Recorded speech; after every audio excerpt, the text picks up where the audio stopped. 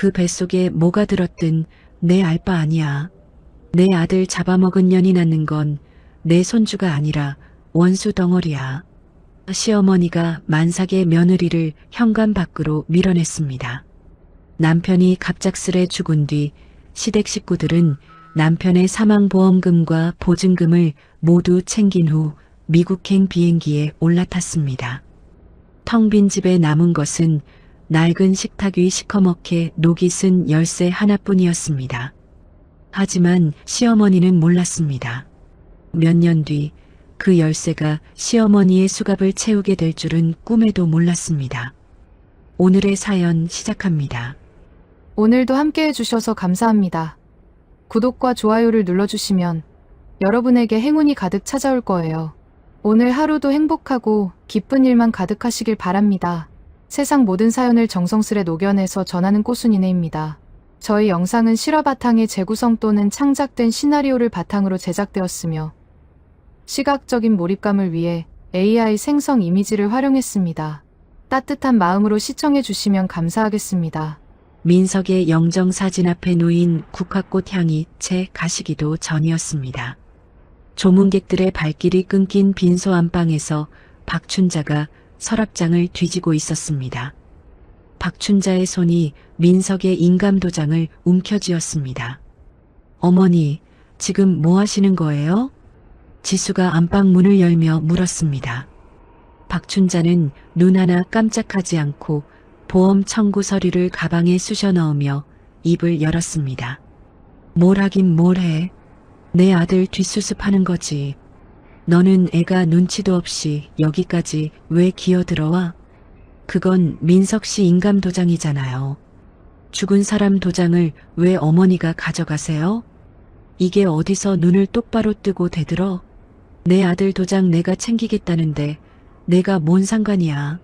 너한테는 인감 도장이 아니라 이 집 귀신도 아까운 사람이야. 박춘자가 서류 뭉치를 탁자 위에 쾅 내려놓으며 지수를 노려봤습니다. 지수의 시선이 서류 위에 찍힌 항공사 로고에 멈췄습니다.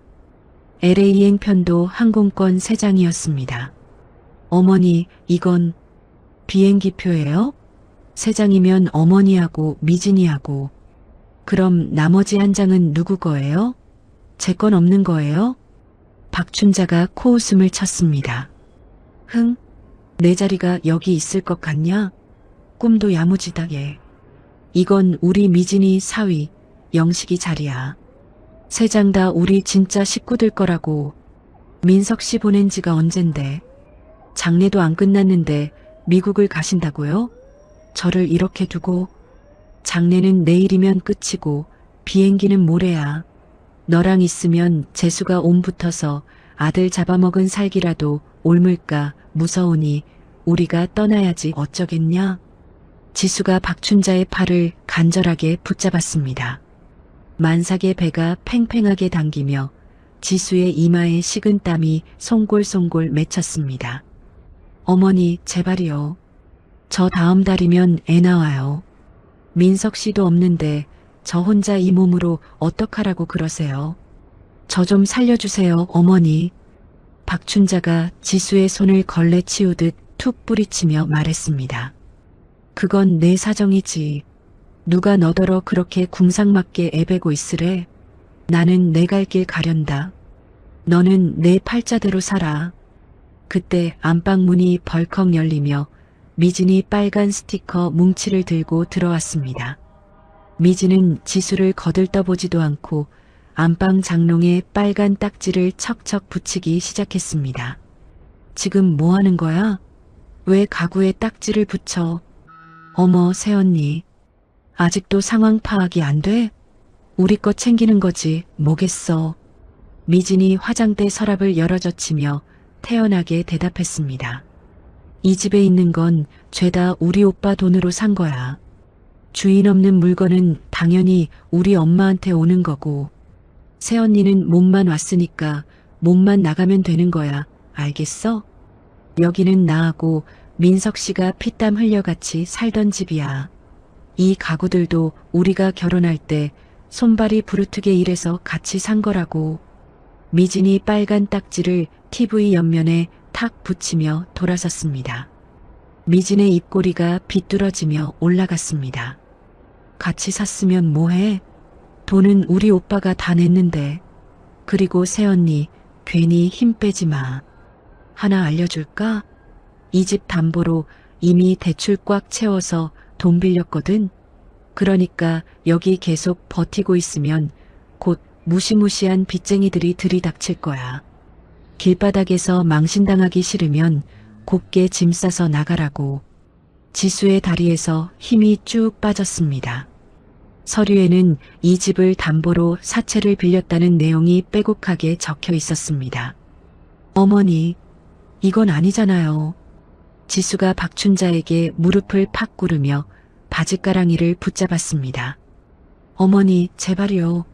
이러시면 천벌 받아요. 저 뱃속에 어머니 손주가 있어요. 민석 씨 핏줄이 있다고요. 박춘자가 지수의 만삭배를 벌레 보듯 내려다봤습니다. 박춘자의 눈에는 손주에 대한 온기 같은 것은 한 조각도 없었습니다. 그 뱃속에 뭐가 들었든 내 알 바 아니야. 내 아들 잡아먹은 년이 낳는 게 무슨 손주야? 그건 원수 덩어리지. 이거 안 놓니? 박춘자가 지수의 어깨를 확 밀어버렸습니다. 만삭의 지수가 뒤로 비틀거리며 현관벽에 쿵 하고 등을 부딪혔습니다. 어머니, 어머니, 미진아, 전현 당장 내쫓아버려. 문 닫아. 미진이 지수를 현관 밖으로 거칠게 밀어내고 철컥 소리와 함께 문을 닫아버렸습니다. 잠금장치 누르는 소리가 복도에 차갑게 울렸습니다. 지수가 문을 미친 듯이 두드렸습니다. 어머니, 어머니, 문 좀 열어주세요. 갈 데가 없단 말이에요. 어머니. 안에서 도어락 비밀번호를 삑삑거리며 변경하는 소리가 들렸습니다. 지수의 주먹이 철문 위에서 힘없이 멈췄습니다. 그날 밤 비바람이 복도 창문 틈으로 사정없이 쏟아져 들어왔습니다. 지수는 아파트 복도 구석에 차가운 시멘트 바닥에 쪼그리고 앉아 만삭의 배를 두 팔로 꼭 감싸 안았습니다. 찬바람이 맨발 위로 훑고 지나갈 때마다 지수의 몸이 종이장처럼 덜덜 떨렸습니다. 지수가 배 위에 이마를 대고 낮은 목소리로 중얼거렸습니다. 서준아, 엄마가 미안해. 엄마가 못나서 미안해. 다음 날 아침이었습니다. 엘리베이터 문이 열리고 이삿짐 업체 직원들이 짐을 닥치는 대로 나르기 시작했습니다. 박춘자와 미진이 번쩍거리는 캐리어를 끌고 현관을 나섰습니다. 지수가 벽을 짚고 비틀거리며 일어서서 앞을 가로막았습니다. 어머니, 제발 한 번만요. 저 갈 곳이라도 마련해 주셔야죠. 박춘자가 선글라스를 코 위로 치켜 올리며 지수를 흘겨봤습니다. 비켜. 비행기 시간 늦으면 내가 책임질 거야. 재수없게 아침부터 앞길을 막고 난리야. 미진이 캐리어를 지수 발등 옆으로 바짝 긁으며 쌩하니 지나갔습니다. 새언니, 여기서 질질 짜고 있지 말고 얼른 짐 싸서 나가. 꼴 보기 싫으니까 산부인과 가서 애나 떼든지 말든지 알아서 해. 박춘자와 미진이 엘리베이터에 올라탔습니다. 문이 닫히기 직전 박춘자가 이빨을 드러내며 비웃듯 말했습니다. 식탁 위에 선물 하나 놔뒀으니까 그거 보고 고맙다는 인사나 해라. 하하. 엘리베이터 문이 매정하게 닫혔습니다. 지수는 닫힌 문 앞에 한참을 넋 나간 사람처럼 서 있었습니다. 관리사무소 직원의 도움으로 겨우 집 안에 들어선 지수가 멈춰 섰습니다. 커튼도, 소파도, TV도 숟가락 하나 남지 않은 텅 빈 거실이었습니다. 벽에 걸려있던 행복했던 결혼사진 자리에는 휑한 목구멍만 뚫려 있었습니다. 유일하게 남은 것은 거실 한가운데 덩그러니 놓인 낡은 식탁뿐이었습니다. 식탁 정중앙에 시커멓게 녹이 쓴 열쇠 하나가 놓여 있었고 그 옆에 꼬깃꼬깃한 메모지 한 장이 있었습니다. 지수가 떨리는 손으로 메모지를 집어들었습니다. 우리 아들 잡아먹은 년에게 주는 마지막 선물이다. 평생 그거 보면서 굶어 죽어라. 지수의 손에서 메모지가 힘없이 떨어졌습니다. 지수가 텅 빈 거실 바닥에 무릎을 꿇고 주저앉았습니다. 꺼이꺼이 소리 없는 울음이 지수의 메마른 어깨를 사정없이 뒤흔들었습니다. 한참을 짐승처럼 울던 지수의 눈에 현관 구석 쓰레기 더미 속에 버려진 낡은 원목함 하나가 들어왔습니다. 시댁 식구들이 돈 안 되는 잡동산이라며 발로 차버리고 간 것이었습니다. 지수가 기어가듯 다가가 원목함을 열었습니다. 민석의 낡은 손목시계와 손때 묻은 만년필, 그리고 가죽 표지가 다 해진 일기장이 들어 있었습니다. 일기장 맨 뒷장에 갈색 봉투 하나가 끼워져 있었습니다. 봉투 겉면에는 죽은 민석의 필체가 또박또박 적혀 있었습니다. 어머니가 알면 안 되는 나의 마지막 혈육과 비밀. 지수의 손가락이 떨리며 봉투 입구를 더듬었습니다. 안에는 손으로 정성껏 그린 지도 한 장이 접혀 있었습니다. 충청도 어딘가 깊은 산골에 있는 외딴 폐창고 위치가 표시되어 있었고, 지도 한쪽 구석에는 붉은색으로 열쇠 모양 도장이 쾅 찍혀 있었습니다. 지수가 식탁 위에 녹슨 열쇠를 가져와 지도 위에 도장과 나란히 놓았습니다. 열쇠의 삐죽삐죽한 모양이 도장 문양과 딱 맞아떨어졌습니다. 민석 씨, 당신이야? 당신이 남긴 거야? 지수가 녹슨 열쇠를 손바닥 안에 부서져라 꼭 쥐었습니다. 녹슬고 거친 쇠조각이 손바닥을 파고들었지만 아픈 줄도 몰랐습니다. 지수가 이를 악물고 일어섰습니다. 이틀 뒤 지수는 무거운 몸을 이끌고 버스를 3번이나 갈아타며 충청도 깡촌 마을에 도착했습니다. 덜컹거리는 길을 한참이나 걸어 들어가자 풀이 허리까지 사람 키만큼 자란 허름한 폐창고가 나타났습니다. 낡은 철문에 커다란 자물쇠가 굳게 채워져 있었습니다. 지수가 목에 걸어두었던 열쇠를 꺼내 구멍에 조심스레 밀어 넣었습니다. 끽, 끽. 녹슬어서 안 돌아갈 것 같던 열쇠가 묵직하게 돌아갔습니다. 철문이 쾅 하고 열렸습니다. 창고 안은 퀴퀴한 먼지가 두껍게 쌓여 있었지만 한쪽 벽면을 따라 방수포에 쌓인 커다란 상자들이 줄을 지어 있었습니다. 지수가 방수포를 확 걷어내자 누런 종이 뭉치들이 쏟아졌습니다. 수만 평의 땅 문서였습니다. 세상에, 이게 다. 지수의 입이 떡 벌어졌습니다. 지수가 떨리는 손으로 다음 상자를 열었습니다. 상자 안작은 금고에는 빳빳한 종이 뭉치들이 빼곡하게 들어 있었습니다. 민석이 시댁 식구들 몰래 매달 월급을 아끼고 아껴서 모아둔 거액의 채권 뭉치였습니다. 채권 맨 위에는 민석의 글씨가 적힌 메모가 붙어 있었습니다. 지수야, 이걸 보고 있다면 내가 내 곁을 떠났다는 뜻이겠지. 못난 남편 만나 고생만 시켜서 정말 미안해.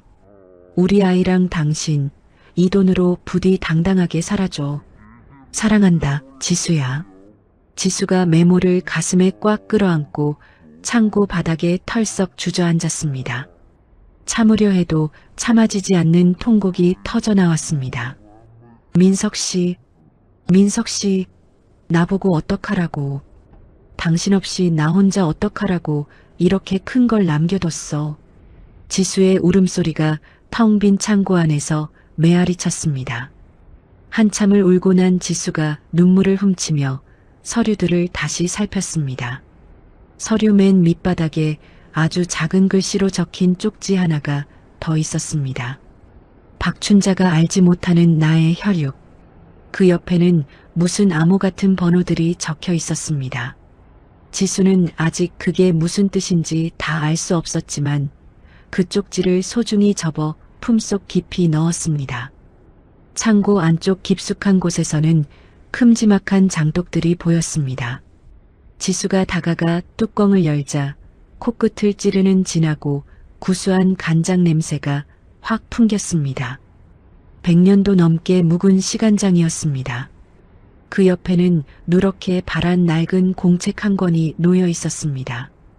외조부가 대대손손 내려온 비법을 적어둔 장 만들기 비법서였습니다.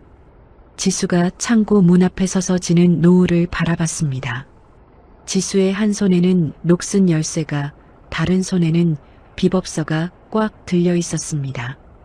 지수가 배를 어루만지며 서슬퍼런 목소리로 중얼거렸습니다. 서준아, 걱정 마라. 엄마가 다 해낼 거야. 아빠가 우리 살 길 다 만들어놨어. 석 달 뒤 지수는 그 창고 근처 시골 보건소에서 홀로 핏덩이 아들을 낳았습니다. 간호사가 갓 태어난 아이를 지수의 품에 안겨주었습니다. 지수가 아이의 발갛고 예쁜 얼굴을 보며 입술을 깨물었습니다. 서준아, 내 이름은 서준이야. 아빠가 하늘에서 지어준 이름이야. 지수는 그 녹슨 열쇠를 금방이라도 부서질 듯 소중히 다뤄 펜던트 속에 넣고 목에 걸었습니다. 묵직한 열쇠의 무게가 가슴팍에 느껴졌습니다. 지수가 포대기에 아이를 단단히 업고 비법서를 펼쳐들었습니다. 드디어 첫 장을 담그는 날이었습니다. 메주를 소금물에 정성껏 씻어 넣는 지수의 손길에는 추후의 흔들림도 없었습니다. 지수가 장독 뚜껑을 꽉 덮으며 먼 하늘을 노려봤습니다. 기다려라, 박춘자. 내가 받은 피눈물 그대로 돌려줄 테니까. 1년이 흘렀습니다. 충청도 시골 마을 재래시장 끝자락에 반찬 가게 하나가 문을 열었습니다. 간판도 없이 좌판 위에 반찬통만 늘어놓은 허름한 가게였습니다. 지수가 등에 업힌 서준이의 엉덩이를 토닥이며 반찬통 뚜껑을 열었습니다. 자, 서준아. 오늘도 우리 힘내보자. 아빠가 하늘에서 보고 계실 거야. 새벽 4시부터 담근 나물 반찬과 장아찌가 좌판 위에 줄을 지었습니다. 시장 바닥에서는 생선 비린내와 고인 물 냄새가 뒤섞여 올라왔습니다. 지수는 낮에는 좌판 앞에 쪼그리고 앉아 반찬을 팔았고 밤에는 서준이를 재운 뒤 창고 한켠에 마련한 연구실로 들어갔습니다. 외조부의 비법서를 펼쳐놓고 발효 온도와 숙성 기간을 하나하나 기록하며 밤을 지새웠습니다. 한편 태평양 건너 미국 LA에서는 전혀 다른 풍경이 펼쳐지고 있었습니다. 박춘자와 미지는 LA 교회의 2층짜리 하얀 저택에서 살고 있었습니다. 지수의 전세금과 민석의 보험금으로 산 집이었습니다.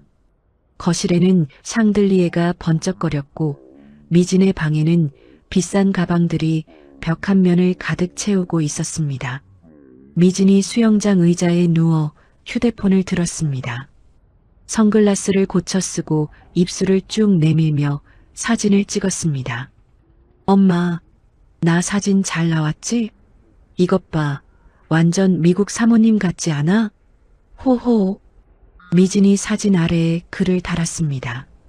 한국에서의 구질구질한 과거는 이제 끝. 새 인생 시작. 미진이 올린 글 아래로 부럽다는 댓글이 줄줄이 달렸습니다. 지수는 시장 식당에서 국밥 한 그릇을 먹다가 옆 테이블 손님의 휴대폰 화면에서 미진의 사진을 봤습니다. 젓가락을 쥔 지수의 손마디가 하얗게 변했습니다. 지수가 고개를 숙이고 국밥 국물을 한 모금 삼켰습니다. 뜨거운 국물이 목구멍을 타고 내려갔지만 속은 더 차갑게 식어갔습니다. 며칠 뒤 시장 식당 TV에서 뉴스 화면 속에 박춘자가 나타났습니다. 머리를 곧게 올리고 번쩍이는 브로치를 단 정장 차림이었습니다. 저는 한국에서 고생하며 사업하다가 미국으로 건너왔어요. 지금은 우리 교민들 돕는 봉사활동도 하고 있고요. 다 하늘에 있는 우리 아들 덕분이죠. 진행자가 고개를 끄덕이며 물었습니다. 대단하시네요. 성공 비결이 뭔가요? 성실함이죠. 그리고 우리 가족의 끈끈한 사랑. 죽은 아들이 엄마 고생하지 말라고 남겨준 유산으로 시작한 거라 아들 생각해서 더 열심히 살게 돼요. 호호. 지수의 손에서 숟가락이 댕강 바닥에 떨어졌습니다. 식당 주인이 돌아봤지만 지수는 TV 화면에서 눈을 떼지 못했습니다. 박춘자가 카메라를 향해 가식적인 웃음을 짓고 있었습니다. 지수가 부들부들 떨리는 손으로 숟가락을 주우며 이를 악물었습니다. 내 아들 돈으로 호강하면서 아들 이름을 팔아? 박춘자, 당신이 그러고도 사람이야? 그날 밤 서준이를 재운 지수가 창고 서류 서랍에서 종이 한 장을 꺼냈습니다. 브로커를 통해 알아낸 박춘자의 미국 생활 보고서였습니다. 보고서에는 박춘자가 밤마다 도박장에 드나들며 거액을 잃고 있다는 내용이 적혀 있었습니다. 지수가 보고서를 접으며 혼잣말을 했습니다. 그래, 실컷 써라. 그 돈이 내 발목을 잡는 족쇄가 될 날이 머지 않았으니까. 시장에서의 삶은 고되고 험난했습니다. 지수가 새벽에 가게 문을 열고 나오자 좌판 앞에 생선 대가리와 썩은 채소가 잔뜩 쌓여 있었습니다. 시장 상인들이 외지인인 지수를 쫓아내려고 매일 밤 쓰레기를 갖다 버리는 것이었습니다. 아이고, 이게 무슨 고약한 냄새야. 아줌마, 여기 좀 깨끗이 치워요. 장사하는 집 옆에서 이게 무슨 민폐야. 옆 가게 주인이 팔짱을 끼고 지수를 쏘아붙였습니다. 지수가 고개를 숙이고 맨손으로 쓰레기를 주워 담았습니다. 서준이가 등에서 배가 고픈지 칭얼거렸습니다. 서준아, 조금만 참아. 엄마가 금방 치우고 맘마줄게. 미안해, 우리 아가. 일주일 뒤에는 가게 앞수도가 꽉 잠겨 있었습니다. 관리인에게 물으니 누군가 단수 요청을 넣었다는 대답이 돌아왔습니다. 지수는 무거운 양동이를 들고 시장 끝 공용수도까지 수십 번을 오가며 물을 길어 날랐습니다. 그 즈음 지수의 단칸방 우편함에 노란 봉투가 꽂혀 있었습니다. 지수가 봉투를 뜯어 있다가 손이 굳어버렸습니다. 시댁에 맡겼던 인감도장으로 수억 원의 사채 빚이 지수 이름으로 빌려져 있었습니다. 박춘자가 미국으로 도망가기 전에 지수의 도장을 몰래 찍어둔 것이었습니다. 사흘 뒤 험악하게 생긴 사채업자 3명이 지수의 단칸방 문을 발로 콱콱 걷어찼습니다. 어이, 한지수. 돈 갚을 생각 있어? 없어? 우리도 바쁜 사람들이야. 지수가 자지러지게 우는 서준이를 등 뒤로 감싸며 구석으로 물러났습니다. 저는 그 돈 빌린 적 없어요. 저희 시어머니가 제 도장을 훔쳐서 빌린 거라고요. 도둑놈이 제발 저린다고 도장 찍혀 있으면 내 빚이지 누구 빚이야. 이 여편네가 누굴 바보로 아나. 덩치 큰 사내가 밥솥을 바닥에 집어던졌습니다. 밥솥 뚜껑이 벽에 부딪혀 박살이 났습니다. 다른 사내가 싱크대 위 컵들을 팔로 훑어 바닥에 깨뜨렸습니다. 세 번째 사내가 대야에 담긴 차가운 물을 지수의 얼굴에 확 끼얹었습니다. 차가운 물 좀 먹고 정신 차려.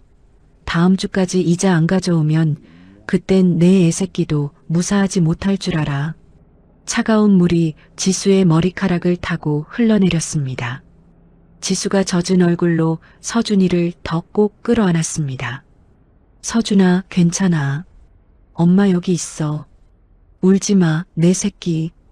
사채업자들이 나간 뒤 지수는 부서진 살림 사이에 주저앉아 박춘자에게 국제전화를 걸었습니다. 박춘자가 전화를 받았습니다. 어머니, 저예요. 제 이름으로 사채 빌리신 거 어떻게 하실 거예요? 사채업자들이 집까지 쳐들어와서 행패를 부린다고요. 박춘자의 비열한 웃음소리가 수화기 너머로 들려왔습니다. 깔깔깔. 야, 너 참 뻔뻔하다. 내가 내 아들 죽여놓고 그동안 밥 얻어먹고 살았으면 그 정도는 몸으로 때워야지. 그게 다 내 엿보야, 이년아. 어머니, 서준이는 어머니 손주잖아요. 손주가 보는 앞에서 사람들이 집을 부수는데 어떻게 그러세요? 손주? 야, 아들 잡아먹은 살인마년이 낳은 게 무슨 손주야? 내 아들 귀신이 노하겠다. 다시는 전화질하지 마라. 전화가 뚝 끊겼습니다. 지수가 꺼진 화면을 내려다보며 입술을 피가 나도록 깨물었습니다. 그날 밤 사채업자들이 다시 올까봐 지수는 서준이를 안고 집을 나왔습니다. 갈 곳 없는 신세였습니다. 공원 벤치에 앉아 서준이를 무릎에 눕히고 겉옷을 벗어 아이를 덮어주었습니다. 서준아, 아빠가 보고 싶다. 그치? 며칠 뒤 지수의 반찬 가게에 벌레가 나왔다는 흉측한 글이 인터넷에 퍼졌습니다. 사진까지 조작된 글이었습니다. 꺼봐, 저 집 아줌마 수상하다 했어. 외지 사람이 다 그렇지 뭐. 벌레 나온 집 반찬을 누가 먹어? 재수 없어. 시장 상인들이 지수 옆을 지나가며 대놓고 수군거렸습니다. 지수가 반찬통을 하나하나 열어 확인했습니다. 아무 이상이 없었습니다. 지수가 인터넷 사진을 자세히 보니 반찬통 모양이 자기 가게 것과 달랐습니다. 경쟁업체 사장이 건달들과 짜고 지수를 쫓아내려고 꾸민 수작이었습니다. 지수는 오염됐을지 모를 식재료를 전부 길바닥에 쏟아버렸습니다. 아까운 김치와 나물이 아스팔트 위에 쏟아지는 걸 보며 지수는 피눈물을 흘렸습니다. 하지만 장독안의 시간장 원액만은 품에 꼭 안고 가게로 들어왔습니다. 이것만은 안 돼. 이건 민석 씨가 남겨준 내 목숨줄이야. 다음 날 새벽 지수는 시장 뒷골목 쓰레기장으로 갔습니다. 상인들이 시들어서 버린 무청과 배추 겉잎을 자루에 담았습니다. 누렇게 시든 잎을 하나하나 손질했습니다. 지수가 버려진 채소를 소금물에 절이고 외조부의 비법으로 정성껏 숙성시켜 새로운 반찬을 만들었습니다. 자, 이름은 우거지장이다. 지수가 맛을 보니 버려진 재료라고는 믿기지 않을 만큼 깊고 구수한 맛이 났습니다. 좌판 위에 다시 반찬통이 올라왔습니다. 처음엔 아무도 안 사가더니 지나가던 할머니 한 분이 맛을 보더니 소리를 쳤습니다. 아이고, 이 집 댁, 이거 손맛이 보통이 아니네. 얘들아, 여기 좀 와봐. 이 우거지장 진짜 진국이다. 입소문은 무서웠습니다. 일주일 뒤에는 서울에서까지 차를 타고 찾아오는 손님들이 줄을 섰습니다. 여기가 그 소문난 우거지장 집이에요? 10통만 줘요. 네, 고맙습니다. 맛있게 드세요. 가게가 다시 살아나자 어느 날 아침 낯선 남자들이 나타나 서류를 들이밀었습니다. 여기 무허가 건물이라 당장 철거해야 합니다. 내일까지 짐 빼세요. 무슨 소리예요? 여기 시장관리구역이라 정식으로 허가받은 곳인데 우리는 시키는 대로 하는 거니까 말대꾸하지 말고 비워요. 다음 날 아침 커다란 포클레인이 시장 골목으로 굉음을 내며 들어왔습니다. 지수가 가게 앞으로 뛰어나왔습니다. 서준이를 등에 업은 채였습니다. 지수가 시퍼런 포클레인 삼날 앞에 대자로 섰습니다. 아줌마, 비켜. 위험해. 지수가 목청껏 소리쳤습니다. 여기가 나하고 내 아들 목숨줄이야. 우리 모자 죽이기 전에는 절대로 못 나가. 밀어버리려면 나부터 밀어버려. 이 나쁜 놈들아. 시장 상인들이 구름처럼 모여들었습니다. 지수의 등에 엎인 서준이가 엄마 목을 꼭 안고 울먹였습니다. 지나가던 사람들이 휴대폰을 꺼내 이 기막힌 광경을 찍기 시작했습니다. 아이 없고 포클레인 앞에 선 젊은 엄마의 영상은 순식간에 온 나라에 퍼졌습니다. 저 엄마 좀 도와주세요. 세상에 이런 법이 어디 있어. 사람들의 응원에 철거는 일단 멈췄습니다. 하지만 지수는 알았습니다. 혼자 힘으로는 저 괴물 같은 시댁을 이길 수 없다는 것을요. 그날 밤 지수는 연구실 책상 앞에 앉아 한 남자의 사진을 내려다봤습니다. 강진혁, 식품 전문 투자가. 지수가 떨리는 손으로 사업계획서 첫 장에 글씨를 적었습니다. 녹슨 열쇠. 지수가 목에 걸린 펜던트를 꽉 쥐었습니다. 거친 열쇠의 감촉이 손바닥을 파고들었습니다. 민석 씨, 나한테 용기를 줘. 이제 진짜 싸움을 시작할게. 한 달이 지났습니다. 지수는 낡은 서류 가방 하나를 꼭 쥐고 서울 강남의 으리으리한 빌딩 로비에 서 있었습니다. 유리병 너머로 보이는 안내 데스크 위에는 강진혁 투자 컨설팅이라는 번쩍이는 금색 글씨가 새겨져 있었습니다. 한지수 씨 되시나요? 강 대표님이 안에서 기다리고 계십니다. 이쪽으로 오시죠. 비서의 안내를 받아 들어간 사무실 안에는 강진혁이 앉아 있었습니다. 책상 위에는 서류 대신 온갖 반찬병들이 줄줄이 놓여 있었습니다. 진혁이 자리에서 일어나며 손을 내밀었습니다. 사업계획서 아주 잘 읽었습니다. 특히 그 우거지장 맛이 기가 막히더군요. 발효식품 쪽은 저도 평소에 관심이 아주 많았습니다. 지수가 진혁의 손등에 박힌 힘줄을 보며 가볍게 악수했습니다. 지수의 손바닥에는 시장 바닥에서 구른 굳은 살이 딱딱하게 박혀 있었습니다. 읽어주셔서 정말 감사합니다. 그런데 강 대표님, 제가 한 가지 꼭 부탁드릴 조건이 있어요. 조건이라니요? 말씀해 보시죠. 저는 세상에 제 얼굴을 드러내고 싶지 않습니다. 이름도 가짜를 쓸 거예요. 대외적으로는 강 대표님이 이 브랜드의 주인인 것처럼 나서주셔야 합니다. 가능할까요? 진혁이 의자에 깊숙이 몸을 기대며 지수를 빤히 바라봤습니다. 대체 이유가 뭡니까? 장사를 하겠다는 분이 왜 숨으려고 하시는 거죠? 말 못할 속사정이 있습니다. 지금은 그저 저를 믿어달라는 말씀밖에는 드릴 수가 없네요.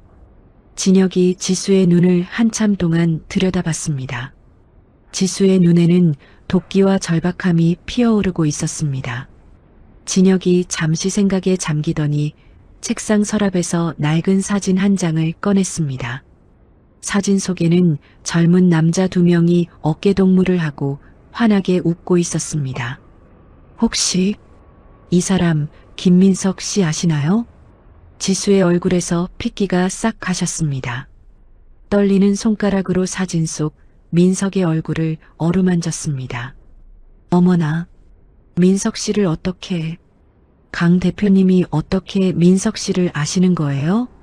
진혁이 한숨을 내쉬며 사진을 내려놓았습니다. 12년 전이었습니다. 제가 사업에 망하고 빚쟁이들한테 쫓겨서 한강 다리 난간에 올라섰던 적이 있어요. 그때 지나가던 청년 하나가 제 허리춤을 꽉 잡고 끌어내렸습니다. 그게 바로 민석 씨였습니다. 지수의 눈에 그렁그렁 눈물이 차올랐습니다. 그 사람은 저를 병원까지 데려다주고 퇴원하는 날까지 매일 찾아와서 따뜻한 국밥을 사줬어요. 형님, 죽지 말고 사줘. 살다 보면 볕들 날 안 오겠소? 하면서 웃던 그 얼굴을 제가 어떻게 잊겠습니까? 그 사람이 없었으면 저는 지금 이 자리에 없어요. 진혁이 사진을 지수 앞으로 밀어주었습니다. 한지수 씨, 당신이 민석 씨 아내라는 거 사실 저 다 알고 있었습니다. 시장에서 포클레인 앞에 자식 없고 서 계시던 그 영상 제가 수백 번도 넘게 봤거든요. 지수가 고개를 푹 숙였습니다. 굵은 눈물방울이 서류 뭉치 위로 뚝뚝 떨어졌습니다. 도와드려야죠. 아니, 이건 제 도리입니다. 민석 씨한테 진 목숨빚, 이제야 갚을 기회가 왔네요. 그로부터 2달 뒤 녹슨 열쇠라는 이름의 발효식품 브랜드가 혜성처럼 나타났습니다. 진혁이 얼굴마담으로 나서고 지수는 정체를 숨긴 채 맛을 책임지는 수석 고문으로 활동했습니다. 한편 미국 LA에서 호강하던 박춘자의 팔자는 바닥을 기고 있었습니다. 밤마다 도박판을 전전하다가 그 많던 아들 보험금을 다 날려버리고 살던 집에는 시뻘건 압류 딱지가 붙었습니다. 그때 미진이 거실 소파에 누워 TV를 보다가 소리를 질렀습니다. 엄마, 이리 와봐. 대박이야. TV 화면에는 한국에서 난리가 났다는 녹슨 열쇠 식품 브랜드가 소개되고 있었습니다. 진혁이 나와 인터뷰를 하고 있었습니다. 이 맛의 비결은 바로 100년 된 시간장입니다. 조상 대대로 내려온 전통 비법이죠.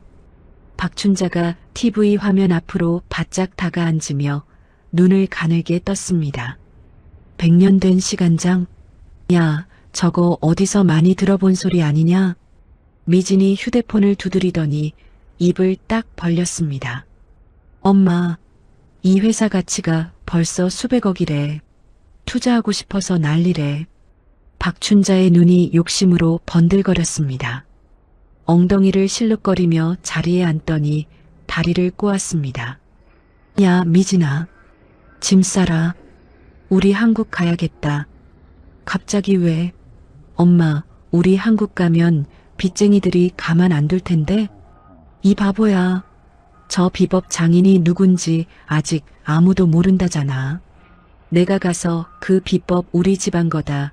내가 그 집안 어른이다 하고 우기면 누가 아니라고 하겠어? 일단 가서 저 돈다발부터 챙겨야지. 박춘자와 미진은 서둘러 짐을 챙겨 한국으로 날아왔습니다. 서울에 도착하자마자 박춘자는 번쩍이는 모피 코트를 걸치고 진혁의 사무실로 쳐들어갔습니다. 내가 바로 녹슨 열쇠 비법을 가진 원조 가문 사람이에요. 강 대표 만나게 해줘요. 진혁이 회의실에서 박춘자를 맞았습니다.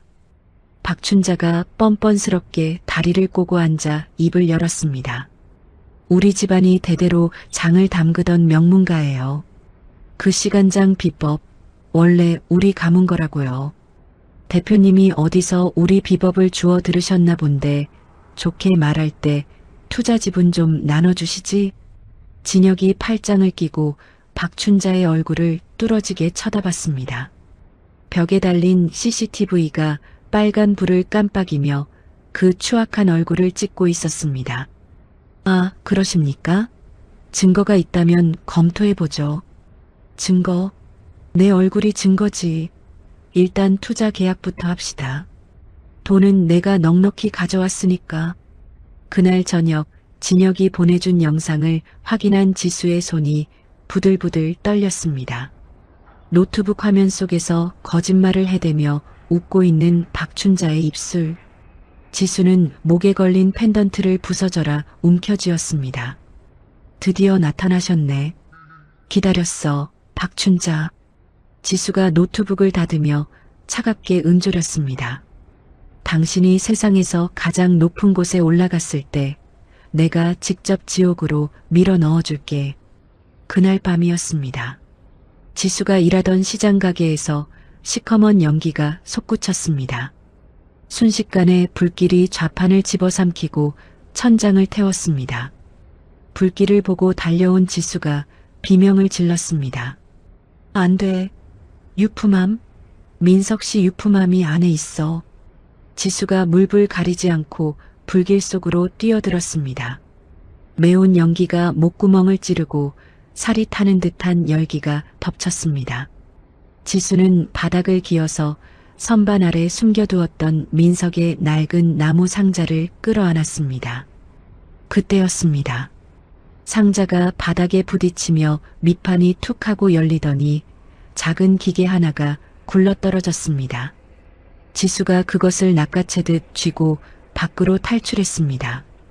얼굴은 그을음 범벅이고 팔뚝에는 시뻘건 화상을 입은 채였습니다.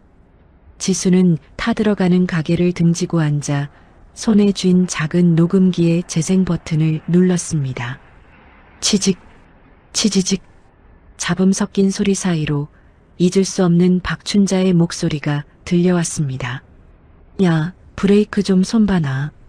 그냥 사고 난 것처럼 보이게 만들면 돼. 그 차 타고 출근하면 다 끝나는 거야. 어머니, 그러다가 진짜 사람 죽으면 어떡해요? 죽어야지. 그래야 보험금을 타지. 안 죽고 버티면 어쩔 건데. 녹음기 소리가 뚝 끊겼습니다. 지수의 몸이 그대로 굳어버렸습니다. 가슴이 찢어지는 듯한 고통에 숨조차 쉬어지지 않았습니다. 아, 민석 씨, 민석 씨. 지수가 바닥을 치며 울부짖었습니다. 남편이 사고로 죽은 게 아니라 자기 시어머니 손에 살해당했다는 사실에 창자가 끊어지는 비명이 터져 나왔습니다. 당신이 어떻게 사람 탈을 쓰고 이럴 수가 있어. 내 남편을, 자기 아들을. 지수의 처절한 통곡이 밤 공기를 갈랐습니다. 다음 날 진혁이 소식을 듣고 달려왔습니다. 지수는 넋이 나간 얼굴로 진혁에게 녹음기를 건넸습니다. 녹음을 확인한 진혁의 얼굴이 돌처럼 굳었습니다. 지수 씨, 이럴 수가. 사람이 어떻게 이토록 악할 수가 있습니까? 그 인간은 사람이 아니에요. 악마예요. 우리 서준이 아빠를 저 여자가 죽였다고요. 그날 오후 설상가상으로 박춘자가 매수한 상인회장이 경찰서에 가서 허위 자백을 했습니다. 지수가 보험금을 타려고 자기 가게에 불을 질렀다는 것이었습니다. 경찰들이 지수의 거처로 들이닥쳤습니다. 한지수 씨, 방화 혐의로 체포합니다. 진혁이 앞을 가로막았습니다. 이건 모함입니다. 당장 물러나세요. 증거가 다 나왔습니다. 비키세요. 진혁이 지수의 팔을 잡고 뒷문으로 밀었습니다. 지수 씨, 일단 피하세요. 제가 어떻게든 시간을 벌어보겠습니다. 서준이를 생각하셔야죠. 지수는 쏟아지는 빗줄기를 뚫고 골목으로 도망쳤습니다. 진흙탕에 몸을 숨긴 지수가 펜던트를 꽉 쥐며 이를 갈았습니다. 박춘자, 똑똑히 봐라. 이제 내가 내 목숨줄을 쥐고 흔들어 줄 테니까. 그 시각 지수의 집을 뒤지던 박춘자는 서랍 깊숙한 곳에서 아이의 초음파 사진을 발견했습니다. 뭐야? 인연이 애를 낳았어? 살아있었단 말이지. 박춘자가 미진에게 전화를 걸어 서늘하게 말했습니다. 미진아, 그년 살아있다. 애새끼도 낳았어. 당장 그 애부터 찾아내. 숨통을 끊어버려야 우리가 산다. 알겠니? 강원도 산골 연구소에서의 은신 생활이 한 달째 접어들었습니다. 지수는 거울 앞에 서 있었습니다. 거울 속 지수의 모습은 한 달 전과 완전히 달랐습니다. 짧게 자른 머리카락이 귀 아래로 단정하게 내려왔고 검은 테 안경이 얼굴의 인상을 싹 바꿔놓았습니다. 진혁이 보내준 스타일리스트가 지수의 옷장을 채웠습니다. 시장 바닥에서 입던 때자국 묻은 고무 앞치마 대신 아주 점잖고 비싸 보이는 감색 정장이 걸려 있었습니다. 지수가 거울 속 자신을 뚫어지게 쳐다보며 입술을 깨물었습니다. 오늘부터 나는 한지수가 아니야. 나는 이제 제이한이다. 박춘자, 내가 죽었다 깨어나도 못 알아볼 경영자가 될 거야. 서준이가 방문 틈으로 얼굴을 쏙 내밀었습니다. 엄마, 예쁜 옷 입고 어디가? 지수가 얼른 무릎을 꿇고 서준이의 눈높이를 맞췄습니다. 우리 서준이 일어났어? 엄마가 이제 돈 벌러 가야지. 우리 서준이 맛있는 것도 사주고 장난감도 사주려고. 조금만 기다리면 진혁 아저씨가 와서 서준이랑 놀아줄 거야. 와, 진혁 아저씨 좋다. 아저씨가 어제 종이 비행기 이만큼 접어줬어. 지수가 까르르 웃는 서준이의 머리를 쓰다듬으며 이마에 쪽하고 입을 맞췄습니다. 초롱초롱한 서준이의 눈매가 죽은 민석을 어찌나 쏙 뺐다 박았는지 지수는 가슴 한구석이 아릿했습니다. 지수가 일어서며 목걸이 펜던트를 정장 안쪽으로 깊숙이 집어넣었습니다. 남편의 유산인 충청도 땅 위에 공사가 시작된 것은 그로부터 2달 뒤였습니다. 수만 평의 벌판에 거대한 크레인이 올라가고 콘크리트 바닥이 깔렸습니다. 아시아에서 제일 가는 발효식품 공장이 세워지는 순간이었습니다. 진혁이 현장을 다니며 꼼꼼히 점검하고 지수는 연구소에서 컴퓨터 화면으로 모든 것을 지휘했습니다. 지수 씨, 아니 제2한 고문님, 공장은 이제 다 됐습니다. 3달이면 기계 다 돌아가요. 벌써부터 외국 놈들이 물건 달라고 난리도 아닙니다. 해외 바이어들은 강 대표님이 다 알아서 해주세요. 제 이름은 절대로 입 밖에 내시면 안 됩니다. 아시죠? 걱정 마세요. 입에 지퍼 딱 채웠습니다. 아, 참. 기가 막힌 소식이 하나 더 있어요. 진혁이 서류를 화면에 바짝 들이댔습니다. 프랑스에서 요리 제일 잘한다는 그 미슐랭인가 뭔가 하는 양반들 셋이 우리 된장을 먹어보더니 무릎을 탁 쳤답니다. 자기네 식당 요리에 쓰겠다고 정식으로 계약하자고 난리가 났어요. 지수의 입꼬리가 살짝 올라갔습니다. 드디어 시작이네요. 박춘자가 이 소식을 들으면 배가 아파서 뒤집어지겠네요. 공장이 완공되고 첫 제품이 나간 날 녹슨 열쇠 된장과 간장은 유럽 셰프들 사이에서 불티나게 팔려나갔습니다. 잡지에는 하늘이 내린 소스라는 극찬이 실렸고 주문은 매주 산더미처럼 쌓여갔습니다. 한편 서울로 기어들어온 박춘자는 녹슨 열쇠가 돈방석에 앉았다는 소식에 눈이 뒤집혔습니다. 미진이 호텔방에서 컴퓨터를 보며 소리를 질렀습니다. 엄마, 엄마, 이 회사 가치가 벌써 1,000억이 넘었대. 여기 투자만 하면 우리 평생 손에 물 한 방울 안 묻히고 살 수 있어. 박춘자가 돋보기를 치켜 쓰고 화면을 뚫어지게 들여다봤습니다. 강진혁? 그때 나 만난 그 잘생긴 대표놈 맞지? 야, 저게 다 돈이라니. 응. 근데 저번에 그 사람이 우리 보고 비법 증거 가져오라고 했잖아. 어떻게? 우린 아무것도 없는데. 박춘자가 코웃음을 쳤습니다. 흥? 증거가 무슨 소용이야. 돈이면 귀신도 부린다는데. 저 회사 주식을 사버리면 그게 내 거지 누구 거야? 안 그러냐? 돈이 어딨어, 엄마. 우리 지금 도박빚 때문에 사채업자들이 문 밖에서 기다리는데. 박춘자의 눈이 뱀처럼 가늘어졌습니다. 아, 사채를 더 끌었으면 되지. 저 회사 주인만 되면 그깟 빚은 껌값이야. 이 기회를 놓치면 우린 평생 거렁뱅이야. 박춘자는 물불 가리지 않고 사채업자들에게 돈을 빌려 도박 자금까지 몽땅 녹슨 열쇠 주식을 사는데 쏟아부었습니다. 지수는 진혁을 통해 박춘자가 걸려들도록 살살 미끼를 던졌습니다. 비밀리에 파는 주식이라며 박춘자가 홀랑 속아 넘어갈 구멍을 일부러 만들어준 것입니다. 지수씨, 박춘자가 완전히 물었습니다. 자기 전 재산에 사채까지 얹어서 지분을 사들이고 있어요. 벌써 50억이나 넣었습니다. 더 사게 내버려 두세요. 제 살 깎아먹는 줄도 모르고 좋다고 달려드네요. 조만간 그 주식이 휴지 조각이라는 걸 알게 되면 어떤 표정을 지을지 참 궁금하네요. 진혁이 수화기 너머에서 마른 침을 꿀꺽 삼켰습니다. 지수씨, 이 복수가 다 끝나면 그땐 어떻게 하실 생각입니까? 지수가 창밖 마당을 내다봤습니다. 서준이가 나뭇가지를 주워 땅바닥에 아빠 얼굴을 그리며 놀고 있었습니다. 서준이한테 부끄럽지 않은 엄마가 되고 싶어요.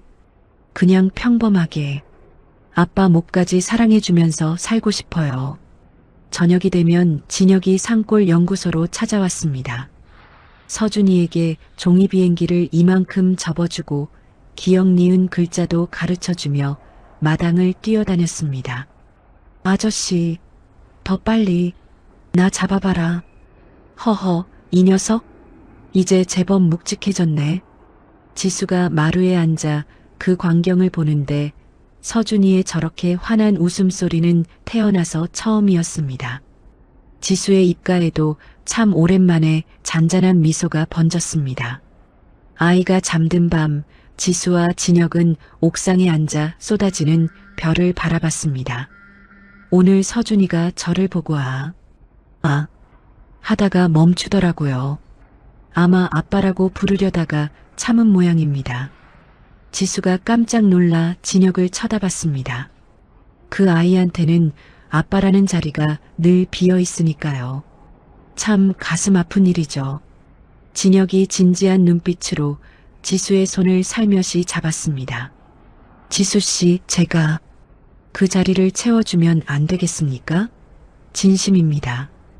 강 대표님, 지금은 복수 생각뿐이라 대답하기가 참 어렵네요. 괜찮습니다. 지수 씨 마음 열릴 때까지 100년이고 1000년이고 기다릴게요. 지수가 고개를 돌려 밤하늘을 보며 아주 작게 소리 없이 웃었습니다. 지수가 웃어본 게 대체 몇 년 만인지 몰랐습니다. 그 시각 미국에서 가져온 돈을 몽땅 쏟아부은 박춘자와 미진은 서울 강남의 제일 비싼 호텔방에서 거드름을 피우고 있었습니다. 미진아, 이것 봐라. 이 종이 쪼가리가 다 돈이야. 우리 곧 수천억 부자 된다. 엄마, 나 그럼 벤츠 새 차 사도 돼? 빨간색으로. 사고 말고. 돈이 썩어날 텐데 뭐가 걱정이냐. 박춘자가 호텔 창밖 서울 야경을 보며 흐뭇하게 웃었습니다. 하지만 같은 시각 지수는 신문사 기자를 만나 박춘자의 목을 죄 소문을 흘리고 있었습니다. 기자님, 녹슨 열쇠 주인이 원래 시댁에서 쫓겨난 며느리라는 소문을 살짝만 내주세요. 확실한 거 아니라고 루머라고만 하셔도 됩니다. 기사가 나간 다음 날 박춘자는 자다가 벌떡 일어났습니다. 녹슨 열쇠 주인이 버림받은 며느리? 이게 뭔 소리야? 야, 미진아. 설마 그년 살아있는 거 아니야? 엄마 죽었다며. 내가 확인해 볼게. 박춘자는 씩씩거리며 녹슨 열쇠 본사로 쳐들어갔습니다. 비서를 밀치고 회의실 문을 쾅 열었더니 그곳엔 진혁과 함께 웬 낯선 여자가 앉아 있었습니다. 짧은 머리에 안경을 쓴 아주 깐깐해 보이는 여자였습니다. 바로 변장한 지수였습니다. 여기 대가리가 누구야? 인터넷에 떠도는 그 말도 안 되는 소문 누가 낸 거야? 진혁이 차갑게 일어서며 말했습니다. 박춘자 씨, 예의를 좀 지키시죠. 이분은 우리 회사 수석 고문이신 제이한 선생님입니다. 박춘자가 지수를 뚫어지게 쳐다봤습니다. 지수는 눈 하나 깜짝하지 않고 서류를 넘기며 낮은 목소리로 말했습니다. 처음 뵙겠네요. 루머 따위에 신경 쓸 시간에 투자금 관리나 잘하시죠. 박춘자는 지수의 목소리가 낯익은 듯 고개를 갸웃거렸지만 워낙 겉모습이 달라진 데다 지수가 너무나 당당하게 나오니 감히 의심을 못했습니다. 내 돈에 흠집 나기만 해봐. 가만 안 둘 테니까. 박춘자가 나가고 나서야 지수의 손이 파르르 떨리기 시작했습니다.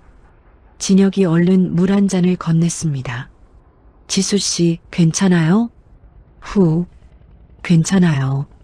이제 쥐새끼가 덫에 발을 들였으니 꽉 조여야죠. 상장 기념 파티 날짜가 잡혔습니다.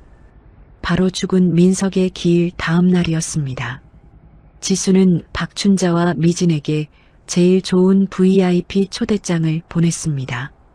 파티 전날 밤 지수는 대기실 거울 앞에 섰습니다. 안경을 벗고 가발을 벗자 원래의 지수 얼굴이 나타났습니다. 지수가 목걸이 속 녹슨 열쇠를 꺼내 입을 맞췄습니다. 민석 씨, 내일이야. 당신 눈물 내가 다 닦아줄게. 진혁이 들어와 지수의 차가운 손을 꼭 잡았습니다. 지수 씨, 당신은 혼자가 아닙니다. 내일 세상에서 가장 화려하게 빛나게 해줄게요. 거울 속에는 시장 바닥에서 눈물 젖은 우거지를 팔던 여자가 아니라 복수의 칼날을 품은 아름다운 여인이 서 있었습니다. 서울 시내 최고급 호텔 연회장 앞에 검은색 승용차들이 줄지어 멈춰 섰습니다.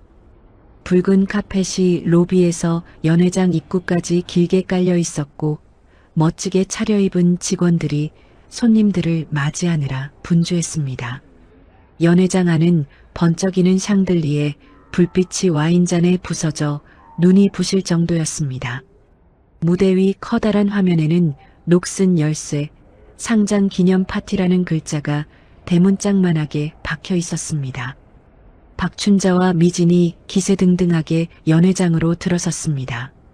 박춘자는 금실로 술을 놓은 검은 드레스를 입고 어깨를 쫙 폈으며 미진은 화려한 붉은 드레스를 입고 콧대를 높였습니다. 미진아, 이것 봐라. 여기 앉은 사람들이 다 우리나라에서 내로라 하는 양반들이다.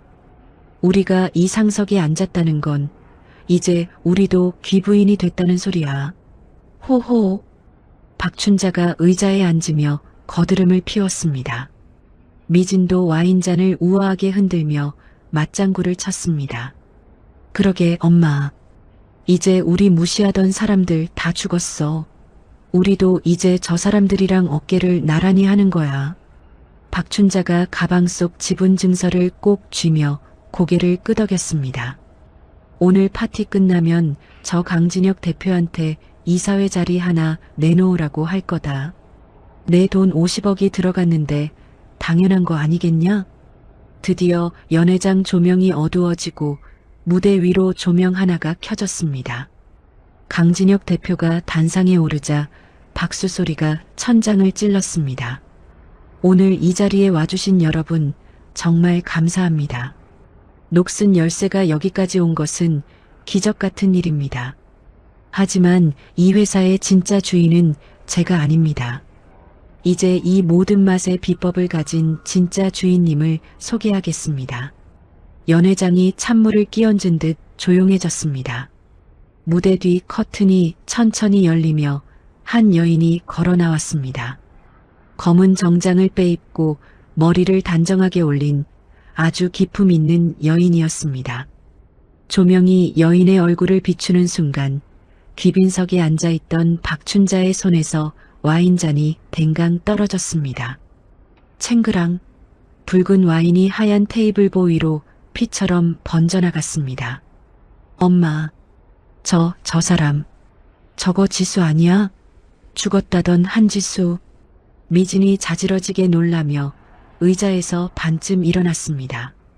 박춘자의 얼굴은 순식간에 잿빛으로 변했습니다. 무대 중앙에 선 지수가 마이크를 잡았습니다. 지수의 목소리는 떨림 하나 없이 단단하고 서슬퍼랬습니다. 여러분 반갑습니다. 저는 10년 전 텅 빈 식탁 위에 녹슨 열쇠 하나만 남겨진 채 길바닥으로 쫓겨났던 며느리 한지수입니다. 연회장이 벌집을 쑤신 듯 술렁거리기 시작했습니다. 기자들의 카메라 불빛이 번쩍번쩍 터졌습니다. 박춘자가 테이블 모서리를 부서져라 움켜쥐었습니다. 이 독한 년, 살아있었어? 내까짓게 감히 살아있었단 말이냐? 지수가 말을 이었습니다. 제 시어머니 박춘자 씨는 만삭이었던 저를 비오는 밤에 문 밖으로 밀어냈습니다. 제 남편의 전세금과 보험금을 몽땅 들고 미국으로 도망가면서 제게 비웃음 섞인 녹슨 열쇠 하나를 던져주었죠. 그 열쇠가 저를 오늘 이 자리까지 끌고 왔습니다. 지수가 목걸이 펜던트에서 녹슨 열쇠를 꺼내 번쩍 들어 올렸습니다. 눈부신 조명이 열쇠 위로 쏟아졌습니다. 자, 이제 똑똑히 보십시오. 저들이 숨겨온 추악한 진실을. 지수가 고개를 끄덕이자 거대한 화면에 영상이 흘러나왔습니다. 첫 번째는 10년 전 박춘자와 미진이 만삭의 지수를 복도로 밀치고 문을 쾅 잠그는 블랙박스 화면이었습니다. 여기저기서 세상에 저럴 수가, 천벌 받을 인간들 하는 소리가 터져 나왔습니다. 이어지는 영상은 더 기가 막혔습니다. 박춘자의 목소리가 연회장 가득 울려 퍼졌습니다. 브레이크를 손봐나. 그냥 사고 난 것처럼 보이게 하면 돼. 죽어야 보험금을 탈 거 아니냐. 연회장이 얼음물에 담긴 듯 꽁꽁 얼어붙었습니다. 수백 명의 눈동자가 귀빈석에 앉은 박춘자를 향해 꽂혔습니다. 박춘자가 미친 사람처럼 벌떡 일어났습니다. 가짜야. 이거 다 조작이라고. 전현이 나를 죽이려고 가짜를 만든 거야. 기자들이 떼거지로 몰려들어 박춘자에게 마이크를 들이댔습니다. 아들 죽이고 보험금 타낸 게 사실입니까? 사람 죽여놓고 며느리까지 내쫓은 겁니까? 박춘자가 카메라를 밀치며 소리를 질러댔습니다. 비켜. 이거 안 나? 다 거짓말이야. 지수가 무대 아래로 내려와 박춘자 앞에 섰습니다. 그리고 박춘자가 전 재산을 털어 샀던 지분 증서를 꺼내 보였습니다. 어머니, 이거 50억 주고 사셨죠? 이거 뭔지 아세요? 처음부터 법적 효력 하나도 없는 종이 쪼가리였습니다. 어머니는 처음부터 제 덫에 걸려든 거예요. 지수가 증서를 박춘자 눈앞에서 지지직 찢어버렸습니다. 종이가루가 박춘자의 머리 위로 눈처럼 떨어졌습니다. 뭐라고? 50억이, 내 돈 50억이 가짜라고? 박춘자의 몸이 종이장처럼 흔들릴 때 연회장 문이 벌컥 열리며 수사관들이 들이닥쳤습니다. 강미진 씨, 마약 투약 혐의로 체포합니다. 미진의 손목에 차가운 수갑이 찰칵 채워졌습니다. 엄마, 나 좀 살려줘. 나가기 싫어. 딸이 끌려가는 걸 보면서도 박춘자는 아무 말도 못하고 멍하니 서 있었습니다. 지수가 박춘자 앞에 무릎을 낮추고 눈을 맞췄습니다. 어머니, 이 열쇠 기억하시죠? 당신이 나 굶어 죽으라고 던져준 녹슨 열쇠. 이제 이 열쇠가 당신의 감옥 문을 여는 열쇠가 될 겁니다. 경찰들이 다가와 박춘자의 손목에 수갑을 채웠습니다. 박춘자 씨 살인 교사 및 보험 사기 혐의로 긴급 체포합니다. 박춘자가 바닥에 엎어져 지수의 바짓가랑이를 붙잡고 늘어졌습니다. 지수야, 내가 잘못했다. 제발 한 번만 살려줘. 내가 빌게, 응? 지수가 매정하게 발을 뺐습니다. 박춘자의 손이 허공에서 허우적댔습니다. 파티장은 아수라장이 되었고 이 모든 광경은 전국으로 생중계되었습니다. 다음 날 아침 지수는 서준이의 손을 잡고 남편 민석의 무덤 앞에 섰습니다. 민석 씨, 이제 다 끝났어. 당신 억울한 거 내가 온 세상에 다 알렸어. 이제 편히 쉬어. 지수가 서준이를 꼭 껴안았습니다. 서준이가 작은 손으로 묘비를 닦으며 말했습니다. 아빠 고마워요. 엄마 울지 않게 해줘서 고마워요. 지수는 시댁 식구들이 살던 아파트를 몽땅 사들여 헐어버리고 그 자리에 사람들을 위한 공원을 만들기로 했습니다. 그날 저녁 지수와 진혁, 서준이는 셋이서 오붓하게 저녁을 먹었습니다. 진혁이 지수의 손을 잡고 말했습니다. 지수 씨, 이제는 내 곁에서 편히 쉬어요. 내가 당신과 서준이의 평생 울타리가 되어줄게요. 지수가 진혁의 눈을 보며 고개를 끄덕였습니다. 10년 만에 처음으로 발 뻗고 잘 수 있을 것 같은 밤이었습니다. 그런데 다음 날 오후였습니다. 유치원을 다녀온 서준이가 신발을 벗다 말고 엄마 하더니 그대로 픽 쓰러졌습니다. 서준아, 정신 차려. 얘가 왜 이래? 병원으로 달려간 지수에게 의사가 청천벽력 같은 소리를 했습니다. 아이가 희귀 혈액암입니다. 당장 골수를 이식하지 않으면 목숨이 위태롭습니다. 친척 중에 기증할 사람을 찾아야 합니다. 지수의 눈앞이 캄캄해졌습니다. 혈육이라곤 감옥에 갇힌 박춘자와 미진뿐인데 지수는 병원 복도 바닥에 주저앉아 하늘을 원망했습니다. 하늘도 무심하시지. 어떻게 또 저 인간들에게 고개를 숙이게 만드십니까? 교도소 면회실은 좁고 어두웠습니다. 형광등 하나가 천장에서 지직거리며 희미한 빛을 내리쏟았습니다. 철창 너머 플라스틱 의자에 박춘자가 앉아 있었습니다. 수의를 입은 박춘자의 얼굴은 한 달 사이에 10살은 더 늙어 쭈글쭈글했습니다. 볼은 움푹 꺼졌고 눈 밑에는 시커먼 그림자가 내려앉아 있었습니다. 지수가 면회실 문을 열고 들어섰습니다. 박춘자가 고개를 들자 두 사람의 눈이 마주쳤습니다. 박춘자의 입꼬리가 뱀처럼 스르르 올라갔습니다. 어머, 우리 잘나신 며느님께서 여기까지 웬일이셔? 나 죽었나 확인하러 왔니? 지수가 떨리는 몸을 겨우 추스르며 의자에 앉았습니다. 손이 무릎 위에서 덜덜 떨렸지만 목소리만큼은 쥐어짰습니다. 어머니, 서준이가 아파요. 서준이? 아, 그 아들놈 이름이 서준이야? 그래서 어디가 어떻게 아픈데? 희귀 혈액암이래요. 당장 골수를 이식하지 않으면 우리 서준이 죽는데요. 제발 도와주세요, 어머니. 박춘자가 고개를 까딱거리며 비웃었습니다. 그래서 나보고 어쩌라고? 어머니 혈육이 필요합니다. 어머니 골수가 맞으면 이식할 수 있어요. 제발 우리 서준이 좀 살려주세요. 제가 이렇게 빌게요, 어머니. 지수가 의자에서 내려와 바닥에 엎드렸습니다. 머리를 시멘트 바닥에 쿵소리가 나게 박으며 조아렸습니다. 며칠 전까지 수천억 기업의 주인으로 세상 화려하게 빛나던 여자가 지금 교도소 차가운 바닥에서 원수 같은 시어머니에게 목숨을 구걸하고 있었습니다. 박춘자가 의자에 몸을 푹 기대며 천장을 보고 낄낄거렸습니다. 골수를 달라? 그래, 내가 줄 수도 있지. 내 몸째서 주는 건데 공짜는 안 된다. 알지? 지수가 희망을 품고 고개를 번쩍 들었습니다. 말씀만 하세요. 뭐든 다 드릴게요. 내 회사 지분, 그거 몽땅 내 이름으로 넘겨라. 단 한 주도 남기지 말고 전부 다. 지수의 입술이 파르르 떨렸습니다.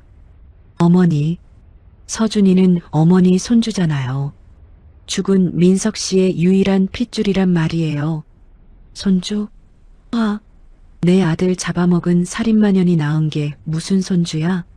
그 애새끼가 죽어야 내 아들 복수가 끝나는 거다. 싫으면 당장 꺼져. 박춘자가 철창을 손가락으로 툭툭 치며 눈을 번뜩였습니다. 지수는 이를 꽉 깨물었습니다. 입술에서 피가 맺혔지만 닦을 생각도 못했습니다.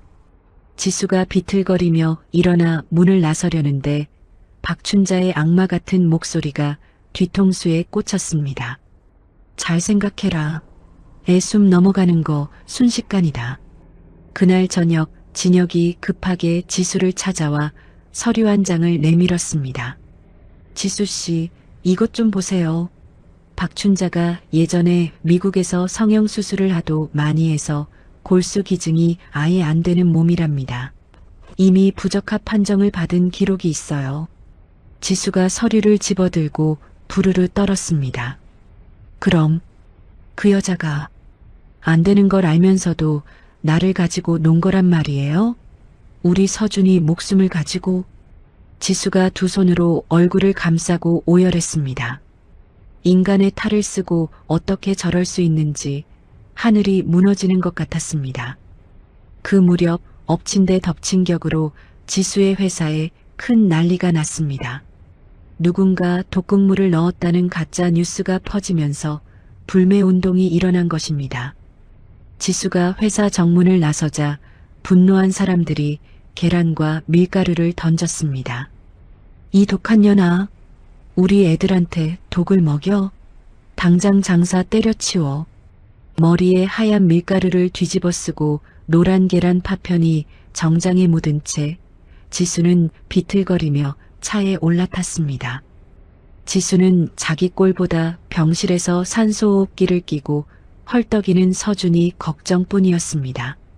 서준아, 엄마가 미안해. 엄마가 어떻게든 길을 찾을게.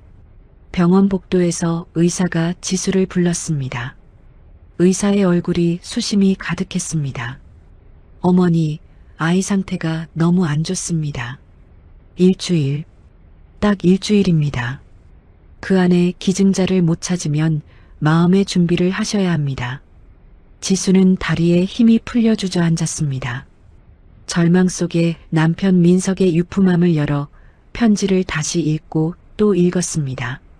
그런데 그때 편지 맨 구석탱이에 보이지 않던 아주 작은 글씨가 눈에 들어왔습니다. 지수야, 내가 대학 때 너무 힘들어서 정자 기증을 한 적이 있어. 혹시라도 우리 가문에 큰일이 생기면 그게 마지막 희망이 될지도 몰라. 지수의 가슴이 쿵쾅거렸습니다. 민석이 죽어서도 아들을 살릴 길을 남겨둔 것이었습니다. 지수는 즉시 진혁에게 전화를 걸어 그 아이를 찾아달라고 울부짖었습니다. 그 시각 교도소에 있던 박춘자는 꾀병을 부려 외부 병원으로 실려 나갔습니다. 그리고 미리 매수해둔 깡패들의 도움을 받아 탈출에 성공했습니다. 박춘자는 제정신이 아니었습니다. 그 애새끼가 살아있는 한 지수 그녀는 다시 일어설 거야. 내가 가서 직접 숨통을 끊어버려야지.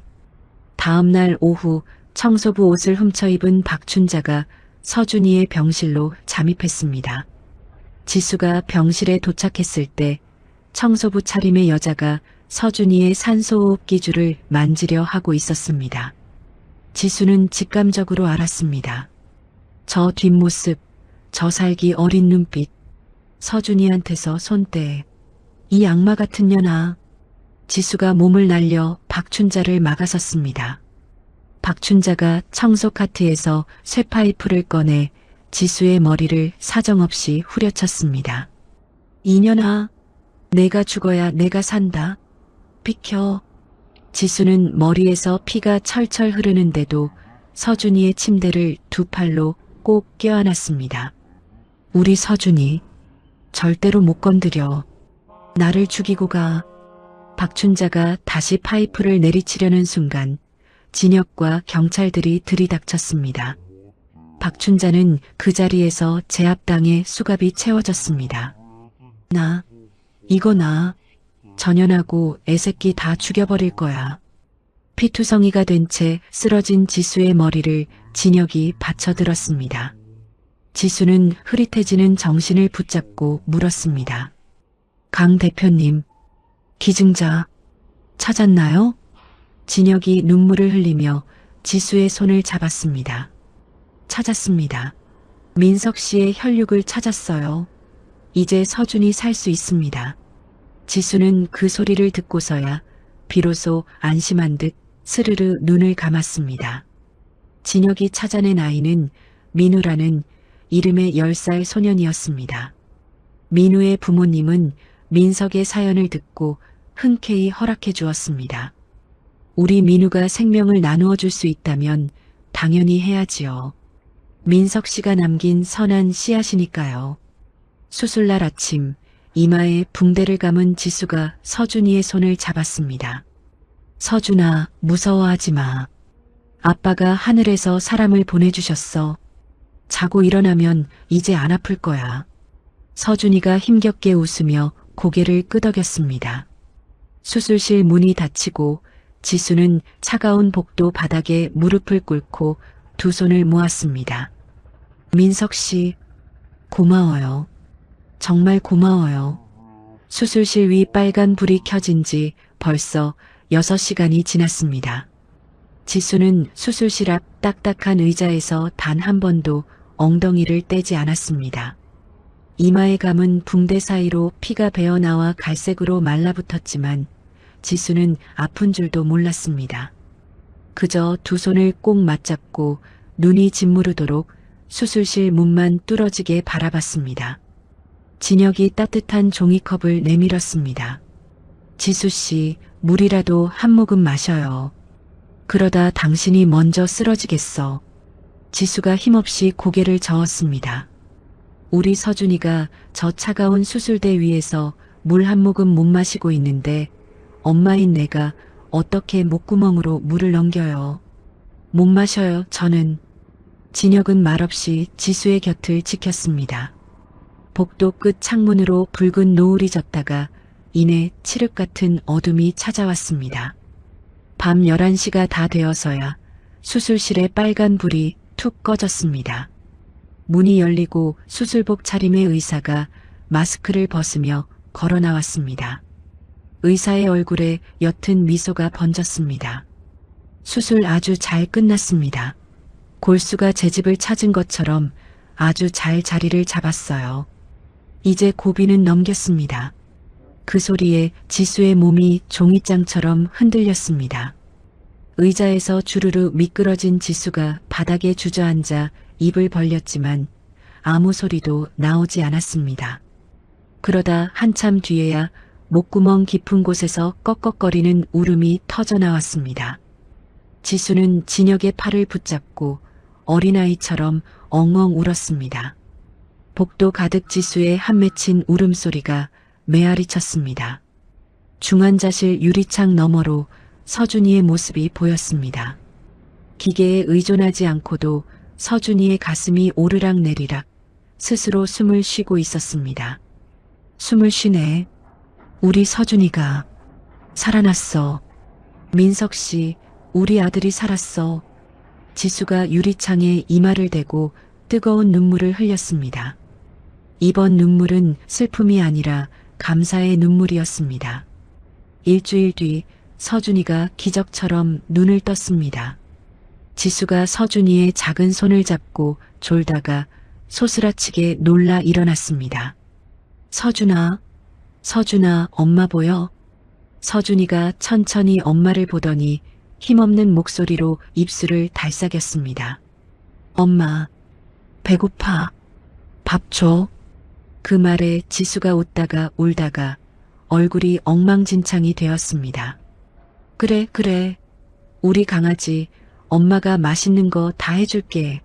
뭐 먹고 싶어? 말만 해. 엄마가 끓여준 구수한 된장찌개 먹고 싶어? 알았어. 내 새끼. 세상에서 제일 맛있는 된장찌개 끓여서 대령할게. 그날 오후 진혁이 범인을 잡았다며 영상을 보여주었습니다. 박춘자가 감옥 안에서도 깡패들을 시켜 우리 공장 연구원에게 돈을 찔러주고 독극물을 넣게 한 증거가 고스란히 찍혀 있었습니다. 이 고약한 인간들, 감옥에서도 이런 짓을 해? 지수의 서슬퍼런 결단으로 영상이 공개되자 온 나라가 뒤집혔습니다. 지수를 욕하던 사람들은 미안하다며 사과를 하고 회사 앞에는 지수를 응원하는 화환이 산더미처럼 쌓였습니다. 서준이가 태어나던 날 지수는 서준이를 데리고 민훈의 집을 찾아갔습니다. 민석의 피를 나눈 민우가 마당으로 뛰어나오며 반겼습니다. 형아, 나 이제 하나도 안 아파. 나 봐라. 두 아이가 마당에서 강아지랑 뛰어노는 걸 보며 지수는 민우 부모님 앞에 무릎을 팍 꿇었습니다. 정말 감사합니다. 이 은혜를 평생 어떻게 갚아야 할지. 민우 아버지가 지수를 급히 일으켜 세웠습니다. 아이고 사장님, 민석 씨가 우리 민우에게 생명을 주신 거나 다름없는데 우리가 당연한 일을 한 거지요. 민우한테도 형이 생겨서 얼마나 좋아하는지 모릅니다. 한편 탈주했다가 다시 잡힌 박춘자에게는 무기징역이라는 엄벌이 내려졌습니다. 재판장에서 박춘자는 넋이 나간 사람처럼 민서가 하고 아들 이름만 부르다 끌려나갔습니다. 신우이 미진도 감옥에서 마약 금단 현상 때문에 온몸을 덜덜 떨며 비참하게 지내고 있었습니다. 지수는 성공의 기쁨을 직원들과 나눴습니다. 전 직원에게 주식을 나눠주며 여러분이 없었으면 저도 없었습니다 하고 고개를 숙였습니다. 그리고 남편 민석이 사고를 당했던 도로 옆 땅을 몽땅 사들여 커다란 숲을 만들었습니다. 이름은 민석의 숲이라 지었습니다. 민석 씨, 이제 당신 이름으로 나무들이 쑥쑥 자랄 거야. 사람들이 여기서 쉬면서 당신을 기억해 주겠지? 회사 이름도 아예 민석의 숲으로 바꾸고 모든 제품에 그 녹슨 열쇠 문양을 새겼습니다. 시장 바닥에서 고생할 때 도와준 할머니들도 회사로 모셔 대접했습니다. 할머니들, 그때 저 안 도와주셨으면 저 벌써 굶어 죽었을 거예요. 정말 고맙습니다. 아이고, 지수댁. 장하다, 정말 장해. 시댁이 훔쳐갔던 보험금과 전세금도 법으로 싹 다 받아냈습니다. 하지만 지수는 그 돈에 침 한 번 뱉고는 모조리 불우이웃 돕기에 기부해버렸습니다. 진혁 씨, 그 더러운 돈은 한 푼도 내 몸에 묻히고 싶지 않아요. 좋은 데 써서 민석 씨 복 빌어주는 게 최고예요. 지수는 매주 일요일마다 무료 급식소에서 국자를 들었습니다. 시장 아줌마 지수로 돌아가 정성껏 국을 퍼주며 웃었습니다. 감옥에서 박춘자가 매일같이 용서해달라고 편지를 보냈지만 지수는 단 한 통도 읽지 않았습니다. 지수는 그 편지 뭉치를 마당 화덕에 던져버렸습니다. 활활 타오르는 불꽃을 보며 지수가 시원하게 내뱉었습니다. 이제 진짜 끝이다. 당신하고 엮인 악연 여기서 다 태워버릴 거야. 주말에는 진혁과 서준이를 데리고 그 옛날 폐창고를 찾았습니다. 잡초가 무성했지만 지수가 처음 열쇠를 꽂았던 그 철문은 여전히 단단했습니다. 서준아, 여기가 엄마가 처음으로 아빠 편지 보고 울었던 곳이야. 여기서 장을 담그며 너를 키웠단다. 지수는 그 창고를 박물관으로 만들기로 했습니다. 남편의 유품도 녹슨 열쇠도 외조부의 비법서도 다 이곳에 모셔두기로 했습니다.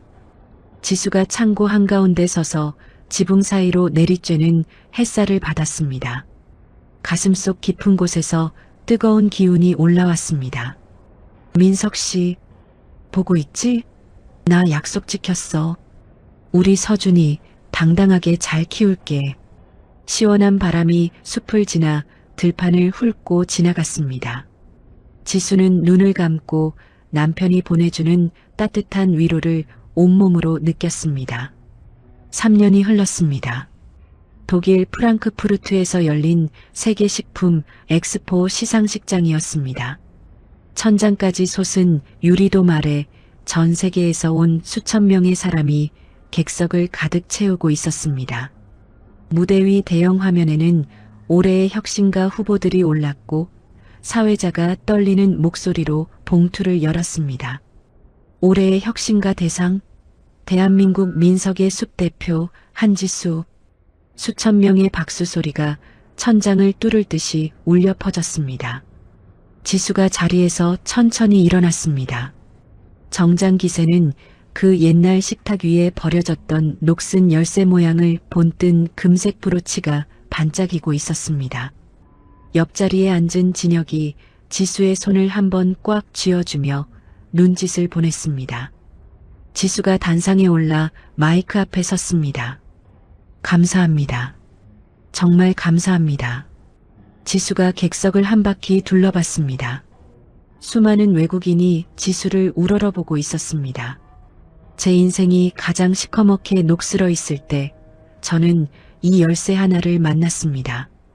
그 열쇠가 저를 오늘 이 가장 빛나는 자리까지 이끌어 주었습니다. 지수가 목걸이 펜던트에서 녹슨 열쇠를 꺼내 들었습니다.